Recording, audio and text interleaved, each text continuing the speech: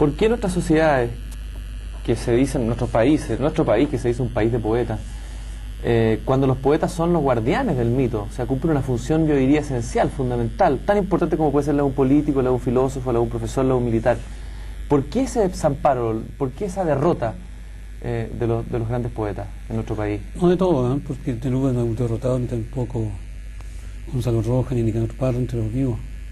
También hay muchos poetas que son, como decía yo, buenos funcionarios, pero en realidad el poeta no tiene previsión, si no se preocupa de su previsión, nadie se la va a dar. No hay una sociedad de escritores que existe, pero no funciona en una forma que le dé seguridad al poeta. Entonces, me parece que ese desamparo es también culpable un poco de los poetas, que son imprevisores. Ahí estamos hablando del mito del poeta, del imprevisor. Es como la cigarra de la hormiga. Se preocupa de cantar, pero no de guardar. Y la hormiga es implacable con la cigarra. Sí, pero parece que la hormiga es mala persona. No es un buen ejemplo para los niños, yo creo. Porque el ejemplo de la avaricia, frente al buen vivir, ¿no? Y el poeta es generoso. Una de las características de la poesía es la generosidad, ¿no? Sí, porque el poeta tiene que darse a sí mismo. En el fondo está escribiendo para todos, no está escribiendo sobre él. Está buscando una comunicación. Como decía Teófilo Cid, un poeta escribe para que lo lea un joven de provincia, que no sabe que va a descubrir la poesía. Ese es el público que buscan los poetas, sobre todo los jóvenes. Jorge, la lectura de tus poemas, eso ya se ha dicho antes en los estudios que hay de tu poesía y la gente que te sigue y te lee, hay una sensación de nostalgia, pero la palabra nostalgia tiene una doble connotación. Uno dice nostalgia, simplemente nostalgia del pasado, pero yo creo sentir en tu poesía una gran nostalgia, por llamarla así. ¿Estás de acuerdo con eso? Yo creo que sí, porque en el fondo vivo el recuerdo, pero también invento cosas de nostálgicas. Y mi poesía también refleja la vida provinciana, contraposición de la vida ciudadana. O sea, yo aunque he vivido tantos años en la ciudad, nunca me he incorporado a una vida ciudadana mental. O sea, sin ser un poeta aldeano ni campesinos, soy un poeta que participa de una vida que ya se fue, de una manera de ser que ya se fue, o se está yendo. Porque en el campo ya no es el campo de antes tampoco, ni la aldea. La aldea se ha transformado en una pequeña capital. Con la televisión, los medios de comunicación, con el perdón de la televisión, se han transformado todo. Ya no existe la coexistencia que existía entre los pueblos, entre la gente de los pueblos se está perdiendo. Está más aislado todo.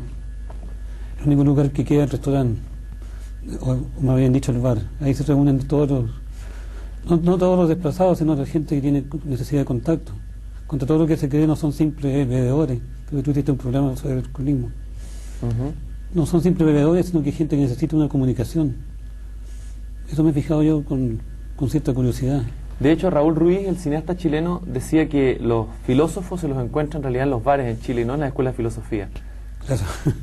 Realmente, porque en la escuela de filosofía nadie tiene filosofía propia, están repitiendo cosas en general. En cambio, los bares son casi todos originales.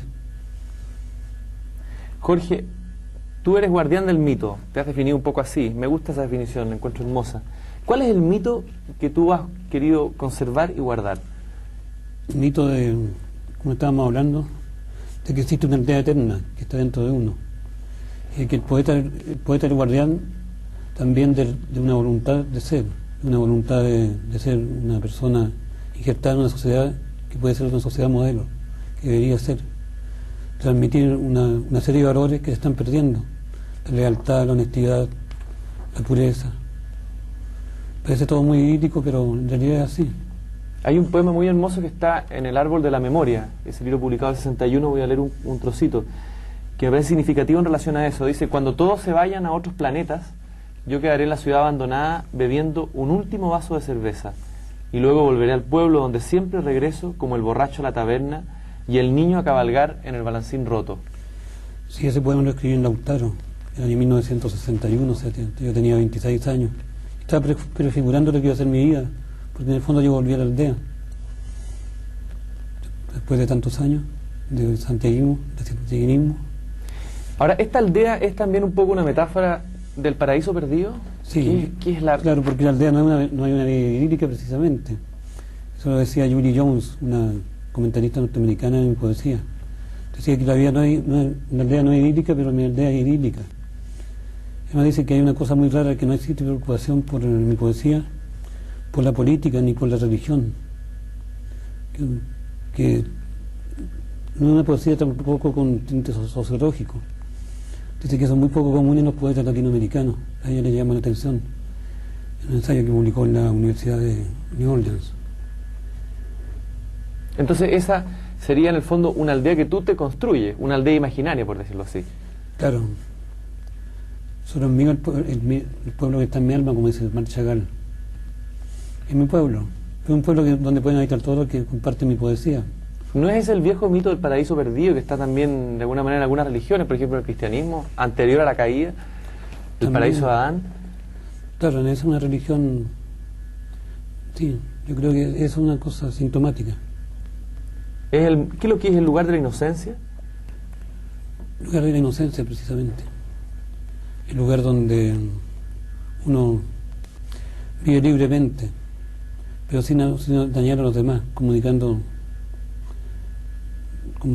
rápidamente las impresiones más sutiles, las más propias. Y querer compartir, donde todos sean iguales, porque eso es un mito, sino que todos compartan un modo de vida, que cada uno no se haga daño, que estemos divergiendo pero compartiendo, porque la uniformidad también es una cosa horrible. Ahora, qué difícil es, Jorge, me imagino que para ti ha sido difícil, siempre lo es para hacer este puente entre este mundo maravilloso, idílico, este paraíso, y el mundo real, lo cotidiano. ¿Cómo se hace ese clic? ¿O no se puede hacer ese clic definitivamente? Bueno, yo fui funcionario de la Universidad de Chile, fui profesor, o sea, estuve siempre ligado a un mundo que me gustaba.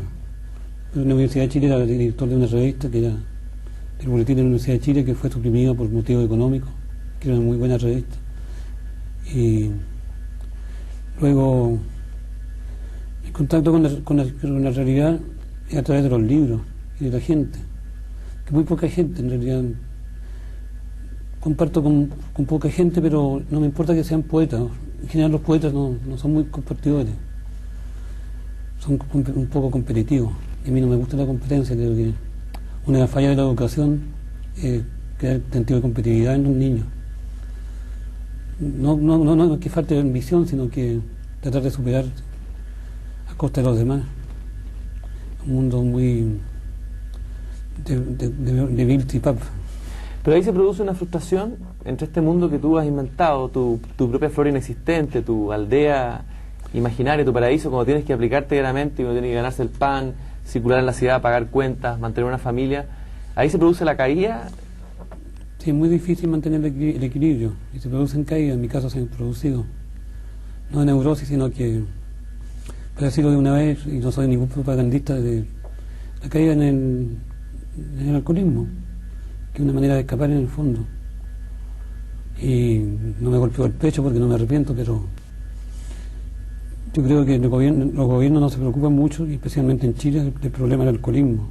Deben ayudar, por ejemplo, a los alcohólicos anónimos, que son los que más saben del alcoholismo, no son los médicos, son las víctimas del alcoholismo.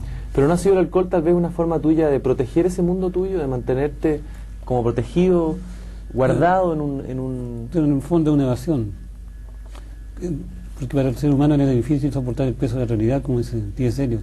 Para mí ir a un banco ya es una cosa terrible, hacer cola, eso es muy cómodo.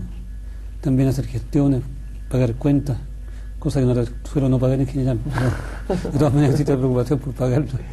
¿Tienes muchas deudas, Jorge? No tengo más deudas, realmente tengo pocas deudas, tengo más deudas.